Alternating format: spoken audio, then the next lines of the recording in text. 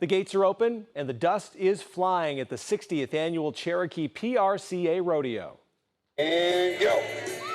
Yes, go. Let's go. The event officially kicked off Thursday with magic shows, mutton busting, a donut eating contest, and of course the rodeo for family night. Tonight, the bucking Broncos continued for hundreds to see. Gates opened at 4, where families had the opportunity to enjoy a petting zoo and ride some horses. Then at 6:30, kids could take part in the mutton busting and did their best to ride on the back of a sheep for longer than any other contestant. The fun didn't stop there. Right after that, the big rodeo show took off. That's one of the reasons that rodeo goers keep coming back year after year. I just think Cherokee is really special because it kind of feels really hometown. I was talking about this yesterday with a few friends.